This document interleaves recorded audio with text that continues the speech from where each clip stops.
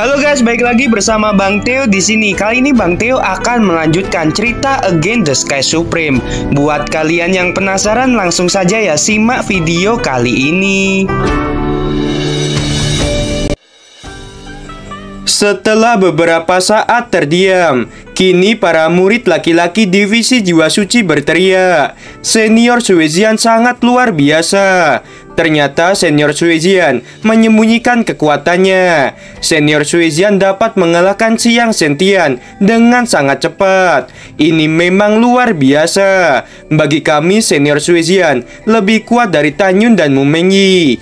Di atas menara batu giok, Kepala 5 Jiwa menjadi sangat bahagia. Kepala 5 Jiwa tidak menyangka bahwa Suezian akan menjadi satu-satunya murid divisi 5 Jiwa yang masuk ke 4 besar daftar naga selama hampir 8.000 tahun. Kepala 5 Jiwa berkata dengan penuh senyuman, "Sian, teknik apa yang baru saja kamu gunakan? Mengapa itu begitu kuat? Aku tidak pernah mengajarimu teknik seperti itu." Suezian tersenyum dan berkata, "Guru, itu adalah teknik yang diajarkan kepada murid oleh guru kakak iparku." Begitu kata-kata itu terdengar, mata semua orang tertuju pada Tanyun.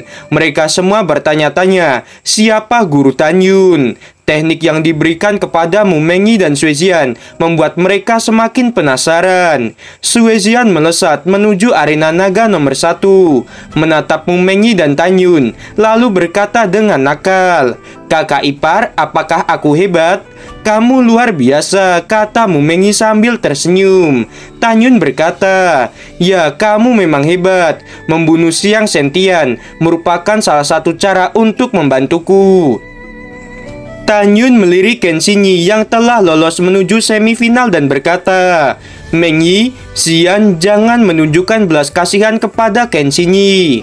Suezian melirik Kenshinyi, lalu menatap Tanyun dan berkata sambil tersenyum, "Itu ide yang bagus." Kenshinyi memandang Tanyun, Suezian, dan Mumenyi, lalu berkata dengan dingin, "Kalian bertiga, jangan terlalu senang. Aku akan membunuh kalian." Mumenyi melirik Kenshinyi dan berkata, "Kuharap kekuatanmu sekuat omonganmu."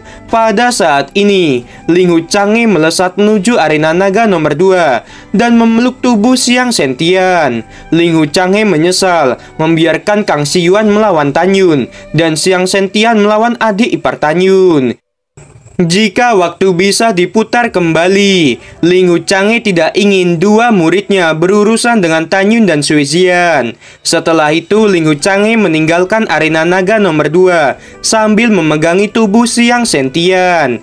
Shen Subing memandang Ling Wuchanghe dengan dingin, lalu menatap Tanyun, Suezian, Mumenyi, Kenshinyi dan berkata, "Sekarang game keempat akan dimulai."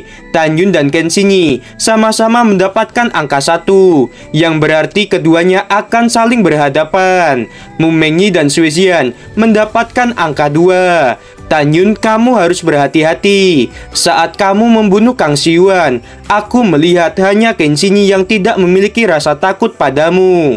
Ketika Xian membunuh Siang Sentian, Kenshinyi tidak menunjukkan ketakutan sama sekali. Aku curiga Kenshinyi sangat kuat," kata Mumenyi dengan pelan. Mendengarkan hal itu, Tanyun berkata dengan lembut, "Tidak apa-apa, jangan khawatir." Setelah itu Tanyun melesat menuju arena naga nomor 2. Ling Wuchanghe muncul di samping Kenshinyi. "Guru, biarkan murid berpartisipasi. Murid benar-benar tidak takut padanya," kata Kenshinyi. "Guru tahu kamu memang sangat kuat. Kamu juga telah melihat kekuatan mereka. Kamu mungkin bisa mengalahkan salah satu, tapi bagaimana dengan dua lainnya? Jika kamu ingin membunuh mereka, bunuh mereka di tanah abadi. Jika kamu tidak dapat membunuh mereka di tanah abadi, maka guru yang akan membunuh mereka. Murid andalan guru hanya tersisa kamu seorang. Guru tidak ingin kehilanganmu." Setelah mendengarkan hal itu, Kenshinyi mengangguk. Shen Subing berkata, "Kepala ini mengumumkan bahwa Tanyun lolos ke babak selanjutnya. Sekarang Mumenyi akan bertarung melawan Suezian." Suezian menunduk, menatap Mumenyi dan berkata, Meskipun kamu adalah kakak perempuanku, aku tidak akan pernah menyerah. Baiklah kalau begitu, persiapkan dirimu, kata Mu Mengyi. Tan Yun terkejut dan berkata, apakah kalian benar-benar ingin bertarung? Tan Yun memberikan teknik pada kedua wanita itu. Tan Yun secara alami tahu kekuatan mereka berdua. Jika mereka bertarung secara serius, bisa-bisa keduanya mati bersama. Tan Yun tidak menginginkan hal itu. Tan Yun, ini urusanku dengan Xian. Kakak ipar, jangan khawatir. Ini adalah duel antara aku dan kakakku. Melihat adegan ini, para murid divisi 5 jiwa sangat mengagumi Sui Zhan. Mereka berteriak, senior Sui Zhan memang terbaik. Demi divisi 5 jiwa, senior Sui Zhan bahkan mau melawan kakaknya sendiri. Kepala 5 jiwa sangat bahagia saat ini. Kepala 5 jiwa mengambil keputusan akan meminta Sui Zhan untuk mengajari teknik pedang ilahi 5 jiwa pada cucunya, yaitu Wuling. Menurut kepala 5 jiwa, Wuling dan Sui Zhan memiliki 5 atribut jiwa janin yang sama, yaitu emas, kayu, air, api, dan tanah. Jika Wuling juga dapat menggunakan teknik seperti Sui Zhan, kepala 5 jiwa sangat yakin jika Wuling dapat menggunakan teknik seperti Sui Zhan, maka Tan Yun akan mati di tangan Wuling. Semua orang bersiap untuk menyaksikan duel antara Mu Mengyi dan Sui Zhan. Di sisi lain, Sui Zhan menatap Mu Mengyi dan berkata, kakak, apakah kamu siap? Ya, aku telah siap, kata Mu Mengyi. Baiklah kalau begitu, ayo kita mulai. Sui Zhan menatap Mu Mengyi dan berteriak, batu gunting kertas. Kakak, kamu kertas dan aku gunting, jadi aku yang menang. Saat ini Sui Zhan sangat senang. Di sisi lain, Mu Mengyi bergumam di dalam hatinya, aku sering bermain batu gunting kertas dengan Xian. Baru kali ini aku dikalahkan olehnya. Semua murid menjadi bingung dengan pertarungan mereka berdua. Setelah itu semua murid tertawa melihat kekonyolan Mu Mengyi dan Sui Zhan. Dan Te Xuanzong juga tertawa. Meskipun pertarungan ini sedikit main-main, tetapi itu memang sangat menarik. Kepala 5 jiwa tertawa keras dan berkata, Xian, kamu berjuanglah dan dapatkan peringkat pertama untuk guru. Tan Yun tersenyum mendengar kata-kata kepala 5 jiwa. Sui Zhan memanggil Tan Yun untuk melakukan batu gunting kertas dengannya. Shen Subing di atas menara batu giok menjadi cemas karena peringkat daftar naga sangatlah penting. Shen Subing juga memikirkan divisi pil yang belum pernah mendapatkan peringkat teratas dalam daftar naga. Tapi saat ini adalah kesempatan bagi divisi pil untuk mematahkan sejarah itu. Karena itu Shen Subing sangat cemas. Tan Yun melihat ekspresi Shen Subing yang cemas saat ini. Karena Shen Subing adalah murid satu-satunya Tan Yun, dia ingin memenuhi keinginan Shen Subing untuk mendapatkan peringkat pertama dalam daftar naga. Tan Yun memandang Sui Zhan dan berkata, aku tidak bisa bermain-main. Divisi pil akan menjadi yang pertama. Shen Subing menatap Tan Yun dengan penuh harapan. Tan Yun melesat menuju arena naga nomor 2 dan berkata, ayo kita bertarung. Sui Zhan berkata, aku bukan lawan kakak ipar, aku mengaku kalah. Shen Subing sangat bahagia mengetahui divisi pil menjadi juara. Dan Te Xuanzong berdiri dan berkata, kepala sekte ini mengumumkan peringkat pertama dalam daftar naga adalah Tan Yun dari divisi pil. Sui Zhan peringkat kedua dari divisi 5 jiwa. Mu Mengyi peringkat ketiga dari divisi pil. Murid divisi pil dan murid divisi 5 jiwa berteriak bahagia. Di sisi lain, para murid divisi jiwa suci yang telah menempati peringkat pertama dalam daftar naga selama 100 tahun menjadi kecewa karena Ken Xinyi hanya menempati peringkat keempat. Selanjutnya, setiap kepala divisi akan memilih murid-muridnya untuk memasuki tanah abadi berdasarkan jumlah kota yang tiap divisi dapatkan. Para murid yang mewakili sekte suci Huangfu dipilih selama 6 hari. Dan hari ke-7, kepala sekte ini akan memberikan hadiah. Lalu di hari ke-8, kita akan berangkat menuju ke sekte abadi. Mendengarkan hal itu, 9 kepala divisi berkata serempak. Bawahan mengerti. Seorang lelaki tua berambut abu-abu terbang di langit dan turun menghadap Dante Xuanzong. Kemudian lelaki tua itu berkata melalui pikiran, "Kepala sekte, sekarang ada 1263 kepala sekte lain yang sudah datang ke tempat sekte suci Huangfu. Baiklah, aku akan segera ke sana," kata Dante Xuanzong.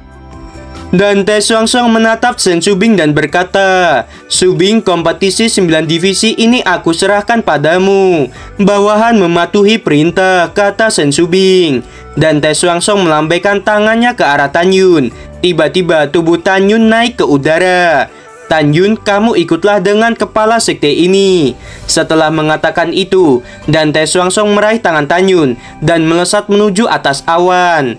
Di lautan awan, Tan Yun memandang Dante Xuanzong dan berkata dengan hormat, "Kepala sekte, kemana kamu akan membawaku pergi?" Dante Xuanzong membalikan tangan kanannya. Jubah putih muncul dan dilemparkan ke arah Tan Yun. "Lepaskan jubah tukangmu dan pakailah jubah putih ini. Setelah itu kepala sekte ini akan memberitahumu." Melihat Tan Yun telah menggunakan jubah pemberiannya, Dante Xuanzong tersenyum dan berkata, "Hari ini aku ingin membawamu ke kota Huangfu. Pertama, aku ingin memberimu sedikit wawasan. Kedua, aku ingin lihat apakah kamu memiliki kemampuan manajemen atau tidak." Murid mematuhi perintah, kata Tan Yun. Dante Xuanzong memandang Tan Yun dengan kagum dan berkata, "Apakah kamu masih ingat mengenai strategi yang kamu ajukan kepada kepala sekte ini saat perjalanan kembali dari sekte abadi?" Tan Yun menjawab, "Murid ini masih mengingatnya." Dante Xuanzong mengangguk dan berkata, "Bagus kalau kamu ingat. Sekarang kepala sekte ini sedang mengikuti strategi milikmu. Kepala sekte ini telah mengundang semua sekte kecil yang ada di pegunungan hukuman surgawi untuk datang ke sini. Mengenai negosiasi, aku serahkan padamu. Kamu tidak perlu khawatir jika melakukan kesalahan, karena kepala sekte ini akan mendampingimu." Tujuan Dante Xuanzong melakukan ini untuk melatih Tan Yun. "Kepala sekte, terima kasih banyak. Murid akan melakukan yang terbaik," kata Tan Yun. Dante Xuanzong mengangguk dan berkata, "Saat ini ada banyak orang yang menginginkan hidupmu. Bahkan aku sebagai kepala sekte tidak mungkin bisa melindungimu setiap waktu. Jadi rahasiakan hal ini dari siapapun." Tan Yun membungkuk dan berkata, "Murid ini mengerti." Dante Xuanzong memberikan Tan Yun slip batu giok. Di dalamnya ada rencana detail apa yang harus dilakukan saat negosiasi. Tan Yun mengambil slip batu giok dengan kedua tangannya dan memanipulasi indera spiritual ke dalam slip batu giok. Setelah Tan Yun mengingat semuanya, Tan Yun ingin mengatakan sesuatu tapi terlihat ragu-ragu. Dante Xuanzong menatap Tan Yun dan berkata, "Apakah kamu gugup karena akan bernegosiasi dengan ribuan kepala sekte lainnya?" Tan Yun mengerutkan keningnya dan berkata, "Kepala sekte, murid memiliki sesuatu untuk dikatakan." Dante Xuanzong sedikit bingung dan berkata, "Baiklah, cepat katakan." "Kepala sekte, rencana negosiasi yang kamu buat memang sangat bagus. Hanya saja murid ini memiliki pandangan yang berbeda dan mungkin akan membuat negosiasi berjalan lebih lancar." Dante Xuanzong mengerti bahwa cara negosiasi miliknya memiliki sedikit kekurangan. Dante Xuanzong berkata, "Jika menggunakan cara negosiasi milikku, berapa persen keberhasilannya?" "Hanya 10%, Tan Yun berkata tanpa ragu-ragu. Dante Xuanzong sangat terkejut karena menurut pendapatnya, rencana miliknya memiliki keberhasilan 80%. Tetapi Tan Yun mengatakan itu hanya 10%. Dante Xuanzong berkata, "Tan Yun, aku serahkan masalah itu padamu. Jangan mengecewakan kepala sekte ini. Murid akan melakukan yang terbaik," jawab Tan Yun. Setelah itu, Dantai Xuanzong dan Tan Yun turun dari langit menuju rumah lelang kota Huangfu. Tan Yun tidak asing dengan tempat ini. Di bagian atas aula, Dantai Qianyuan sedang berdiri. Dantai Qianyuan adalah orang yang menemui Dantai Xuanzong di kompetisi 9 divisi. Kursi di aula dipenuhi dengan orang-orang. Di antara mereka ada ratusan kepala sekte tingkat 1, lebih dari 500 kepala sekte tingkat 2, dan lebih dari 600 kepala sekte tingkat 3. Pada saat ini, ribuan kepala sekte itu sedang mengobrol satu sama lain. Semuanya lebih dari setengah bulan yang lalu, kami secara misterius menerima undangan dari kepala sekte Dantai. Tetapi undangan itu hanya mengatakan, kami diundang hanya untuk mengobrol. Para kepala sekte itu saling berbicara. Mereka mengatakan tidak akan pernah tunduk atau bekerja di bawah sekte suci Huangfu. Jika sekte suci Huangfu menyerang, mereka akan bersatu dan melawannya. Pada saat ini, di luar aula, Dantai Xuanzong memandang Tan Yun dan berkata, "Kamu telah mendengar suara para kepala sekte itu. Apakah kamu yakin dapat menyelesaikannya?" "Kepala sekte, jangan khawatir. Murid tahu apa yang harus dilakukan," kata Tan Yun dengan penuh kepercayaan diri.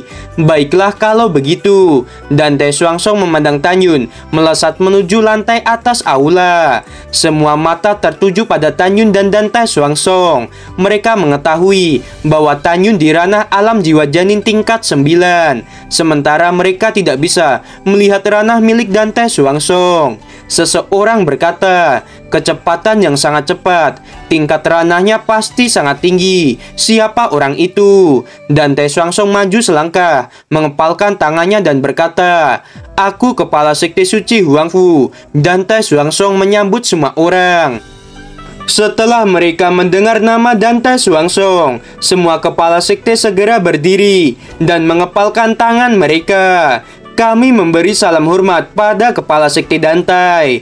Dantai Xuanzong mempersilahkan semua kepala sekte itu untuk duduk kembali. Setelah itu, Dantai Xuanzong duduk di aula lantai atas dan Tan Yun berdiri di sampingnya. Tan Yun melihat ke 128 orang yang duduk di 3 baris kursi pertama. Karena mereka bisa duduk di depan, mereka jelas merupakan sekte tingkat 1. Tan Yun tidak bisa melihat tingkat kultivasi mereka. Tan Yun menebak ranah mereka di atas alam pemurian jiwa tingkat 9. 511 orang yang duduk di baris keempat hingga kelima, semuanya adalah sekte tingkat 2. Adapun 624 orang setelah baris kelima, mereka adalah sekte tingkat 3.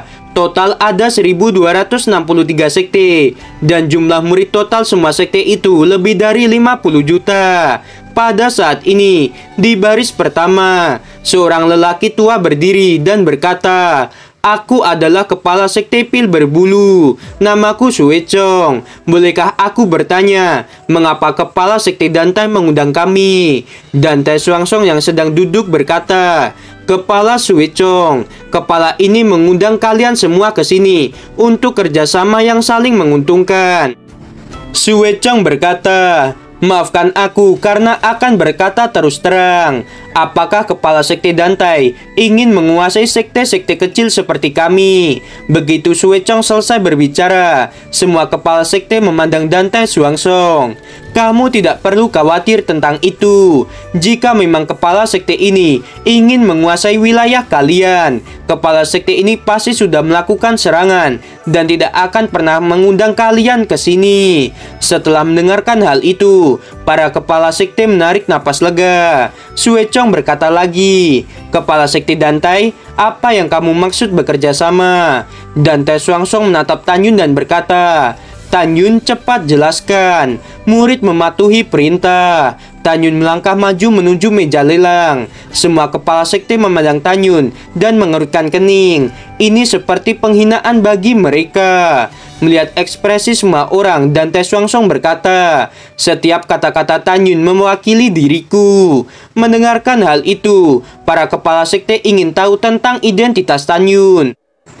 Ketika para kepala sekte penuh dengan keraguan, Tan Yun berkata dengan ekspresi serius, "Semuanya, kepala sekte suci Huangfu saat ini memiliki hati yang baik. Kepala Sekte Suci Huangfu saat ini peduli dengan rakyat kecil yang ingin damai untuk menjaga semua sekte di pegunungan hukuman surgawi agar tidak dikuasai oleh orang lain. Kepala Sekte Suci Huangfu saat ini ingin bekerja sama untuk saling meningkatkan kekuatan satu sama lain. Begitu kata-kata itu terdengar, dan Te Shuangshong sangat memuji Tan Yun. Pada saat ini, Sue Chong berdiri dan mengepalkan tinjunya lalu berkata, "Apakah sektemu mendapatkan kabar bahwa seseorang akan menyerang pegunungan hukuman surgawi?" Tan Yun berkata, "Kepala Sekte Sue Chong, masalah itu masih diselidiki oleh sekteku. Tetapi dengan adanya kerjasama antara kita, sektemu dan sekteku sama-sama akan menjadi kuat." Mendengarkan hal itu, Sue Chong mengangguk setuju.